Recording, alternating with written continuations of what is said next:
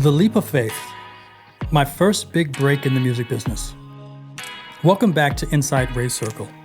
Today, I'm sharing a pivotal story from my early days in the music business, filled with hustle, persistence, and a bit of divine intervention. This story is about trusting your instincts and following your dreams, no matter the obstacles.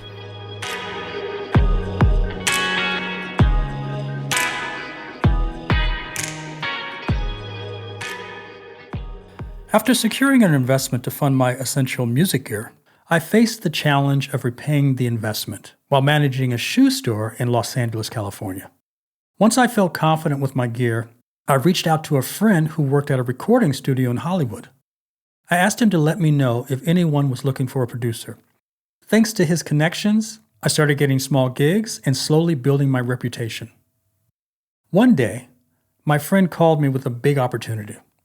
A gentleman from Arizona managing a group called Four Boys and a Babe wanted an LA producer. This group had gained fame on a TV show called Star Search. Excited, I sent them a demo. But they told me it wasn't the style they were looking for. Undeterred, I asked for more specifics and got to work. I worked nonstop from 2 p.m. until the early hours of the morning, crafting a new track. By 3 a.m., I had something I was proud of. But rather than mail it, I decided to deliver it in person. So I called my assistant manager to cover the shift at the store, and I caught a bus to LAX since I couldn't afford parking fees. It was still dark when I waited at the bus stop. The streets empty except an occasional car. Suddenly, I saw a man walking toward me, having an intense argument with someone who wasn't there. As he got closer, I stood up, ready to protect myself if necessary. When he saw me, he paused his imaginary conversation and get this. He says, "Do you know the buses don't run this early?" Then he continues his heated dialogue and walked away. His words hit me like a lightning bolt. I would have missed my flight if I would have waited for that bus. Realizing I needed another way to get to the airport, I found a payphone and I called for a taxi. But in LA, I didn't know. Taxis didn't pick up from phone booths, and I had no cell phone back then. Determined, I kept walking in the direction of the airport and luckily spotted a taxi at a nearby donut shop. I approached the driver, explaining my situation, and thankfully, he agreed to take me to the airport.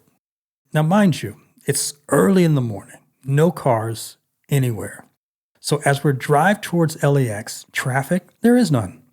So everything was smooth until we hit a massive accident scene. Cars were backed up, and I started to panic, thinking I was going to miss my flight. I noticed there was no cars behind us, so I suggested to the driver to back up and take a different route. After a while, he agreed, and we navigated our way through the side streets, finally arriving at the airport just in time.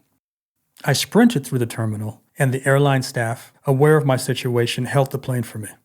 Exhausted but relieved, I boarded the flight to Tempe, Arizona, with my precious demo tape. Once in Arizona, I met with the studio owner. We listened to the track in his impressive studio, and he loved it. However, the final decision rested with the parents of the young performers. They would be in later, so I waited anxiously. When the kids and their parents finally arrived, I was struck by their energy and talent. After meeting everyone, the studio owner told me they would discuss my offer and get back to me. A few hours later, they offered me a contract with a $50,000 total payment, starting with 25% upfront. Despite my excitement, something told me not to take the money immediately. I asked for some time to think about it and promised to get back to them on Monday. They agreed, and I flew back to LA, exhausted but hopeful. Monday morning, I called and accepted the deal. They wanted me to start the following week, which meant quitting my job at the shoe store.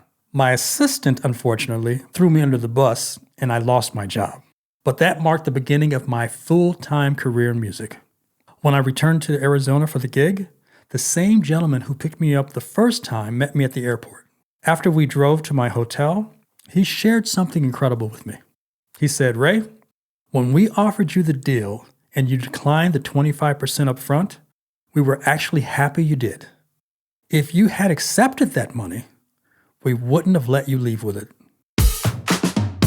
It was a test to see where you were as a producer. That revelation blew my mind. My intuition had guided me to make the right choice. This experience taught me the importance of trusting your gut, especially when taking risks to follow your dreams. Remember, sometimes the biggest leaps of faith can lead you to the greatest opportunities. Keep hustling, keep believing, and trust your instincts. Your moment will come. Thanks for tuning in to Inside Great Circle. Stay inspired.